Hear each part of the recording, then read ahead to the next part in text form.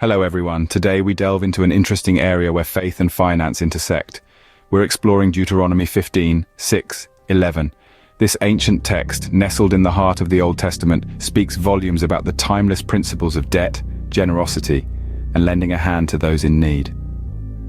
It's fascinating how these principles, though thousands of years old, still hold relevance in our modern financial world.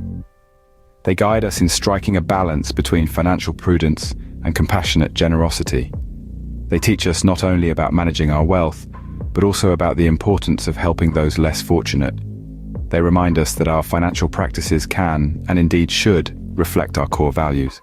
So, whether you're a seasoned financial guru or just starting your journey towards financial literacy, these biblical principles offer a unique perspective. As we navigate our financial journeys, these biblical principles provide a unique perspective. The Bible verse begins with a promise of blessings, a promise that echoes across the ages, resonating with the desires of many today for financial success and stability. This promise, found in Deuteronomy 15:6, is a guarantee that you shall lend to many nations but shall not borrow. Imagine that, being in a position not just to meet your needs, but to be the one extending a helping hand. It's a role that speaks of abundance and prosperity. But it's more than just about having wealth. It's about being a channel of blessings, a lender and not a borrower. Now you may wonder, how does this ancient promise relate to our modern world? Well, consider this. Being a lender is not just about doling out cash. It's about investing, providing opportunities, and fostering growth. It's about financial independence and stability. But there's an essential thread that weaves through this promise: the spirit of generosity. To lend, you need to have a heart willing to give, to share, and to trust. So as we delve deeper into this discussion, let's keep this promise of blessings in mind. Reflect on it, ponder its implications, and consider how we can embody the principles it espouses in our financial dealings. This promise sets a foundation for our discussion on generosity and compassion in our financial dealings. The verse strongly emphasizes not being hard-hearted or tight-fisted toward the poor. A strong statement, but one that carries a powerful message about the value of generosity and compassion in our financial dealings. Now you might be wondering, how does this principle apply in real-world scenarios, especially in today's complex financial landscape? Well, let's start by understanding that generosity isn't just about giving away money. It's about making a difference, having an impact, and creating positive change. And this doesn't just apply to individuals, but to corporations, businesses, and even nations. Consider the practice of corporate social responsibility, where companies commit to making a positive societal impact. This isn't just about philanthropy. It's about integrating generosity into their business strategy. And guess what? It's not just good for society, it's good for business too. Studies have shown that companies that practice corporate social responsibility often enjoy higher levels of customer loyalty and employee satisfaction. Or consider microfinancing, a practice that involves giving small loans to low-income individuals who typically lack access to traditional banking services. This is a form of generosity that empowers individuals, allowing them to start businesses, improve their living conditions, and break the cycle of poverty. And the impact? It's transformative, not just for the borrowers, but for their communities as well. But the beauty of generosity is that it doesn't just affect the receiver. It has a profound impact on the giver as well. Numerous studies have shown that giving is associated with increased happiness, better health, and a sense of fulfillment. It seems that when we give, we don't just help others, we help ourselves too. So what's the key takeaway here? Generosity is more than just a moral virtue. It's a powerful force that can drive positive change, create opportunities, and foster a sense of community. And it's not just about giving money. It's about giving time, knowledge, skills, resources, and even a listening ear. So, the next time you make a financial decision, consider how you can incorporate generosity into the equation. Remember, it's not just about the numbers on your balance sheet, it's about the impact you're making on the world. Generosity, it seems, is not just a virtue, but a financial principle. There's a warning against harboring ill will during the year of canceling debts. This warning, nestled in the verse of Deuteronomy, is not to be taken lightly. It's a reminder that our attitudes, our thoughts, carry weight. Consider the contemporary financial landscape. We live in a world where debt is often seen as a necessary evil, an unavoidable part of life's journey. But it's not just about the debt itself. it's also about how we perceive that debt. The importance of forgiveness in debt isn't just about the numbers on a balance sheet. It's about the emotions, the attitudes, the thoughts that we attach to that debt. Imagine the relief when a heavy debt is cancelled, the weight lifted off your shoulders, the newfound freedom. But now, imagine harboring resentment or ill will during that process. That relief, that freedom, it's tainted.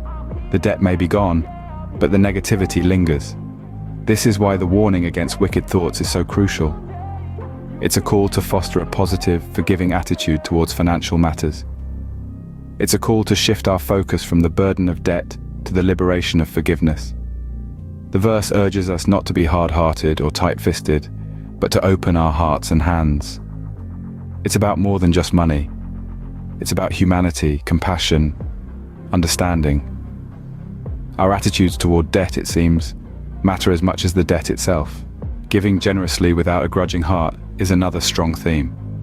Now let's dive into this idea. How does it impact us, and what does it mean in our everyday life? When we talk about generosity, it's easy to think of it as a one-way street. We give, someone else receives. But generosity is a lot more than that. It's a two-way street, an exchange, a relationship. And this relationship isn't just between us and the person we're helping. It's also between us and a greater force, a divine blessing, if you will. So how does this relationship work? When we give, we're not just helping someone out, we're also opening ourselves up to receive. We're tuning into a frequency of abundance, of giving and receiving. Each act of generosity sends a signal out into the universe saying, I have enough to share. And the universe responds in kind, blessing us in ways we might not even expect. Now let's look at some stories that illustrate this principle.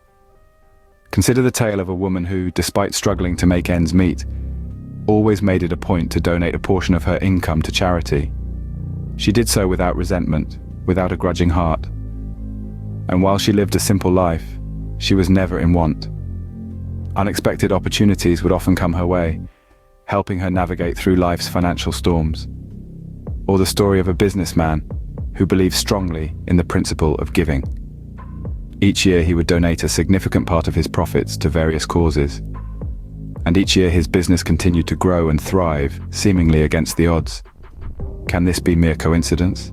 Perhaps. But it also echoes the principle we're discussing here. The reciprocal relationship between generosity and blessings. These stories remind us that generosity isn't always about grand gestures. It's about the small, consistent acts of giving, done without a grudging heart.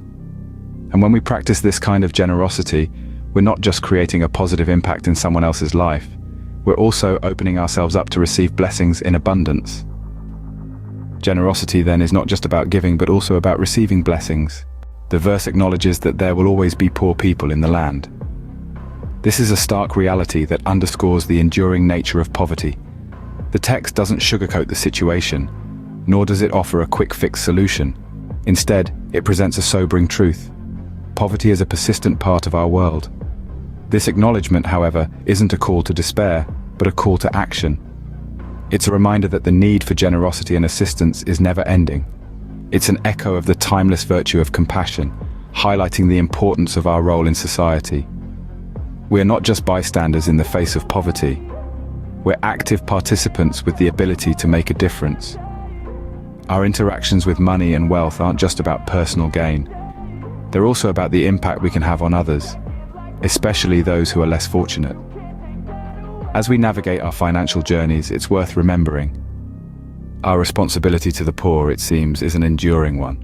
We've explored some profound financial principles from Deuteronomy 15, 6, 11. Today, we've delved into the world of debt, generosity, and aid for the needy, all grounded in this rich biblical passage. We've learned that financial success is not just about accumulating wealth, but rather about being a lender, not a borrower, and demonstrating generosity to those in need. We've also discussed how it's crucial to avoid harboring ill will, especially during times of debt cancellation. This principle is as applicable today as it was thousands of years ago. And we've acknowledged the unfortunate permanence of poverty, which underscores the ongoing need for generosity and support in our society. But remember, these aren't just ancient words. They're vibrant principles that can shape our modern financial decisions and attitudes. So let's take these lessons to heart and strive to be more compassionate, generous lenders in our financial dealings. We invite you to share your thoughts, experiences, and commitments to generosity in the comments. Thank you for joining us today.